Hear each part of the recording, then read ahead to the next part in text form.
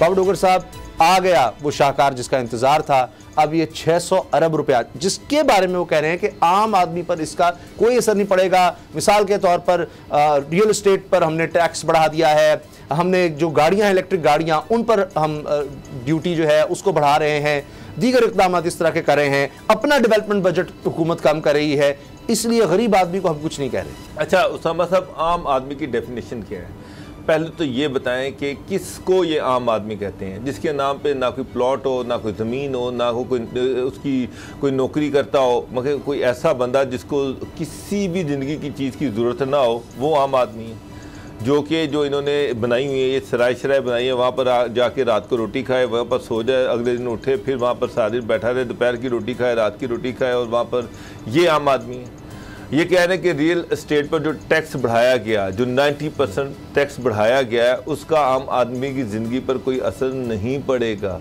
फिर ये कह रहे हैं कि रियल एस्टेट जो है ये इनका इस वक्त गेम चेंजर है, उसकी वजह से इकोनॉमी जो है सर्कुलेशन में आ रही है, उस पर आपने टैक्स बढ़ा दिया कि प्लॉटों की कीमतें बढ़ गई, और जब प्लॉटों की कीमतें बढ़ेंगी तो इन्वेस्टर कीमत क्या चलेगा? अल्टीमेटली कौन खरीदेगा इतने महंगे प्लॉट? एक तरफ ये कह रहे हैं कि हमने 1 करोड़ घर लेके देने हैं, दूसरी तरफ प्रॉपर रियल एस्टेट पे ये कर रहे हैं, और इससे ये सारी चीज़ें एक्सपोज हो रही है। दूसरी चीज़ सबसे अहम चीज़ ये है कि खान साहब जो हैं, इनको पहले अपनी प्रायोरिटीज़ जो है, जो अपना विजन है, वो बताना पड़ेगा कौम को कि इनका विजन क्या है, ये चाहते क्या हैं। ये मैक्रो इकोनॉमी जो है इसको ठीक करना चाहते हैं, माइक्रो इकोनॉमी को ठीक करना चाहते हैं, क्या करना चाहते हैं, किस तरह से ये इकोनॉमी का पहिया चलाना चाहते हैं। ये जो लोग इनके इर्द गिर्द इकट्ठे हुए हैं, ये इनके बस की बात नहीं है। शौकत तरीन साहब आज से 6 महीने पहले ये कह रहे थे कि जनाब कोई नया जो है वो नया बजट नहीं आएगा, कोई मिनी बजट नहीं आएगा, कोई नया टैक्स नहीं लगेगा। उस वक्त तो ये छलांगे लगा रहे थे कि हमने टैक्स फ्री बजट दे दिया। शौकत तरीन साहब ने 6 महीने पहले ये ऑन रिकॉर्ड कहा था कि हम IMF की शराइत पे कर्जा नहीं लेंगे। जी आप देख लें, अब वही शौकत तरीन साहब जो है वो IMF की शराइत पे कर्जा भी ले रहे हैं। बात अभी आपने की जी, रेवेन्यू में इतना इजाफा हो गया। उसामा साहब, ये जो फिगर्स है ना, ये सारे फ्रॉड हैं, ये सारे झूठे हैं कि जनाब FBI ने इतने टारगेट अचीव कर लिए, जनाब अब ये जो है हमारी जो दरामदात हैं, टेक्सटाइल सेक्टर ने इतने अरब डॉलर की कर ली, राइस ने इतने अरब डॉलर की कर ली।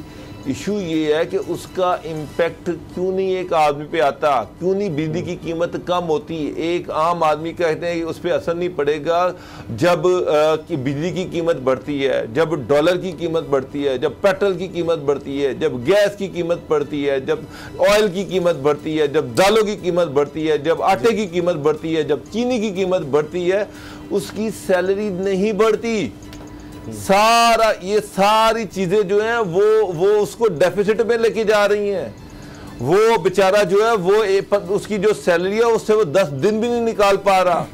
तो सर वो किस तरह से जिंदगी गुजारे, वो कहाँ जाए? ये कहते थे जॉब क्रिएशन, यहाँ पर लोग MA में पास लोग जो है वो डिग्रियां लेके फिर रहे हैं, खुदकुशियां कर रहे हैं। अब मसला ये है गुलाम रज़ा साहब, आप भी जानते हैं कि मेरी कोशिश होती है कि चीज़ों को यानी उम्मीद भी कोई दिलाई जाए। ठीक है, इस वक्त हालत बहुत बुरी है, मईशत बुरी है, लेकिन मैं आपको अपनी बात बताऊं कि आज का वाक़या है कि मैं पार्क के इर्द गिर्द, मेरे घर के पास एक पार्क है, तो सरकारी पार्क, उसके इर्द गिर्द सैर कर रहा था, तो वहाँ पर माली पिछले कई साल से, नहीं 8-10 साल हो गए मुझे इस इलाके में इस तरह आता है, तो सलामदा उससे होती थी। तो आज पहली दफ़ा क्योंकि बड़ा साबिर शाकिर बंदा होगा, आज उसने मुझसे कहा कि उसामा साहब इतना ही दस दो कि महंगाई कब कम होगी, महंगाई तक ही बढ़ेगा। यानी कभी उसने मुझसे आज से पहले ये बात नहीं कही। तो उसामा साहब वैसे आपको से बताना चाहिए था कि मेरा प्रोग्राम देखो, मैं रोज प्रोग्राम में बताता हूँ सर, आप हमें बताते हैं क्या करें उसको। अब उम्मीद, यानी मैं आपको बता रहा हूँ कि अब वो शख्स भी जिसने कभी गिला नहीं किया, गरीब, वो पहले भी कोई अमीर आदमी तो नहीं था, लेकिन जो तनख्वाहदार है वो देखिए सरकारी माली, उसकी जो तनख्वाह होगी उसमें अब उसका गुजारा, इसका मतलब है पहले मुश्किल से हो रहा था, अब तो बिल्कुल ही वो बेचारा परेशान है। सोशल मीडिया पर लोग कह रहे हैं कि अब तो जायदाद में हिस्सा मांगना ही रह गया इस हुकूमत की तरफ से। लेकिन अगर आपने मईशत बचानी है तो IMF के साथ आपने चलना है, वरना किसी ने आपको कोई रियायत नहीं देनी, ना आपके पास कोई इन्वेस्टमेंट आएगी, ना एशियन डेवलपमेंट बैंक, ना वर्ल्ड बैंक आपके साथ चलेगा। आप उस 1 अरब डॉलर के पीछे आपको, ये कड़वी गोली तो छोटा लफ्ज है, पता नहीं क्या कुछ करना पड़ रहा है। सबसे इस मुआहदे में सबसे अहम बात ये है कि हमने अपनी खुद तारीख भी रख दी है। हमने अपना इंतज़ाम, इंतज़ाम, मुआशी तौर पे कंट्रोल IMF को दे दिया है। अब वो ड्राइवर है हमारी मईशत का, जिस सिमत को वो चाहेगा उस सिमत को लेके जाएगा। तो जो आपके महल्लेदार ने आपसे पूछा, यही सूरत हाल हर शख्स की है जिसको वो अवाम अपने साथ TV पे देखते हैं या वैसे उसको जानते हैं। हर शख्स यही सवाल कर रहा है कि ये महंगाई कब ख़त्म होगी। वो अद्वियात जो 10,000 रुपये की आज से 6 महीने पहले आती थी, आज वो 18,000 की मिल रही हैं। अब अद्वियात भी नहीं खाएगा बीमार आदमी, और रोटी, आटा, चीनी, चावल, कोई भी चीज़ को देख लें आपको ये सूरत हाल बहुत ही ज़्यादा ख़राब होती हुई नज़र आती है। लेकिन होता ये है, इसका नतीजा ये होता है कि जब भी कोई बड़ी चीज़ सामने आती है तो फ़ौरी तौर पे एक ट्वीट आता है कि वज़ीर-ए-आज़म ने तर्जमानों का इजलास तलब कर लिया है। तो वो निस्बतन इसके कि उस मुआशी मुश्किलात के माहिर से कोई बात की जाए तो वो तर्जमानों से कह दिया जाता है कि ये काउंटर करें ये जो लोग बातें फैला रहे हैं। मैं आपको 2-3 आज की जो प्रेस कॉन्फ्रेंस है, मैं अगर उस पे 1-2 जुमले कहूँ। जल्दी से। आज वज़ीर ख़ज़ाना शौकत तरीन ने भी कह दिया कि घबराना नहीं है। पहले तो सिर्फ वज़ीर-ए-आज़म कहते थे, अब वज़ीर ख़ज़ाना शौकत तरीन ने अपनी आगाज़ उन्होंने कहा कि आपने घबराना नहीं है। सऊदी अरब से आप पाकिस्तान की तारीख़ उठा के देख लें, किसी भी बुरे से बुरे हालात में जब मुआशी तौर पे पाकिस्तान को ज़रूरत थी, सऊदी अरब ने कभी हमें तोहफ़तन $1.5 अरब दिया, कभी हमें हमारे अकाउंट में पैसे रख दिए, कभी सैलाबों में मदद कर दी, कभी स्कूल बना दिए, कभी कुछ। हर साल कोई ना कोई नया पैकेज आता है। इस हुकूमत ने ये एक रिकॉर्ड भी तोड़ दिया है कि की जो पैसे मिले हैं वो 4% शरह सूद पे मिले हैं। सर अब सऊदी अरब की हालत भी सर वो नहीं रही ना सर, अब सऊदी अरब की कमाई भी वो नहीं है। देखिए डेफिसिट में चल रहा है काम, इसलिए उन्होंने भी अब शर्तें लगा दी। अमूमी तौर पे 2% पे हमें ये कर्जे मिलते रहे हैं। अब 4% पे ये पैसे मिले हैं, और शर्तें आप अगर उस मुआहदे की के जो है ना रोंगटे खड़े हो जाएंगे, जो हमने सऊदी अरब के साथ भी किया है। और ऐसे ही मुआहदे के हवाले से इत्तलात ये है कि जो सेक्रेटरी ख़ज़ाना छोड़ गए हैं, वो भी सिर्फ इसी वजह से उन्होंने कहा कि ये इस तरह की मामलात अब मैं नहीं चला सकता। इसको तरीन साहब को उन्होंने जवाब दे दिया है। अब बात ये है कि वहाँ दिवालिया होने तक की बात इस मुआहदे में लिखी गई है। हम जो शरह सूद है वो अगर उसको आप देखें तो 120 मिलियन डॉलर हमने 2022 दिसंबर तक सिर्फ सऊदी अरब को देने हैं। मुझे ये बताइए कि ये पैसे अगर हम नहीं देंगे, या हम जो IMF से पैसे ले रहे हैं वो हम उनको नहीं देंगे, या कोई और, हमारे पास तो आमदन का ज़रिया कोई नहीं है। जितना मर्जी कंप्रेस कर लें आप अपनी इकॉनमी को, आप इंपोर्ट्स को कंप्रेस कर लें, आप एक्सपोर्ट बढ़ नहीं रही आपकी। सर तो ऐसी सूरत हाल में बड़ी जरूर है, एक्सपोर्ट बड़ी जरूर है जी, रिकॉर्ड बनाया जी एक्सपोर्ट ने कुछ तकरीबन $2.25 अरब अगर हम कह लें। लेकिन सर इंपोर्ट जो है वो $7.5 अरब, $5 अरब का ये फर्क आ गया एक महीने में। सर ये तो पाकिस्तान का सोच भी नहीं सकता। $20 अरब का 5 महीने में, सर ये इतना खतरनाक है, खौफनाक है। उसामा गाजी साहब, ये आप एक और बात देखें ना, ये जो एक्सपोर्ट्स बढ़ने की बात है, जब डॉलर आपका था तकरीबन कोई 120-130 रुपए के ऊपर, 140 रुपए के ऊपर, उस वक्त की एक्सपोर्ट्स और अब की गई एक्सपोर्ट्स में फर्क तो आएगा, जाहिर है। ये तो डॉलर पैरिटी की वजह से फर्क नजर आ रहा है। आप कह रहे हैं ये ग्रोथ है, ये ग्रोथ थोड़ी है, ये ग्रोथ तो नहीं है। आपने $1 की चीज बेची तो डॉलर पैरिटी की वजह से आपको फिगर्स 173-75 रुपए मिल रहे हैं।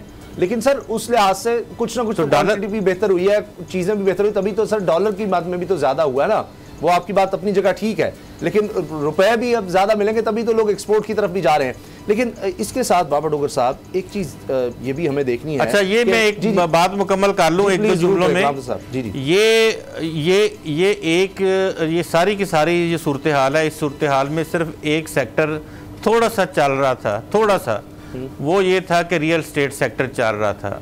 रियल स्टेट सेक्टर के ऊपर आपने ये जो जुल्म किया है वो आपने ऐसी आसमानी कीमतें मुकर्रर कर दी हैं रियल स्टेट सेक्टर में तमाम शहरों की, और उन की वजह से जो छोटा मोटे कोई मकान बना के बेच रहे थे, कोई फ्लैट्स बना के बेच रहे थे, या इस सेक्टर के कुछ जो कंपोनेंट्स हैं, साथ आपको पता लाइट इंडस्ट्री चल रही थी, तो वो भी आप देख लीजिएगा विद इन 2-3 मंथ्स आपको इसके साथ नजर आएंगे। आपकी बात सही होगी, लगी हुई लेबर भी उससे लगी हुई लेबर भी फारिग हो जाएगी। कहा जाता है कि इमरान खान साहब जो हैं वो पहले एक काम करते, मतलब इससे बेहतर तो हफीज शेख साहब थे।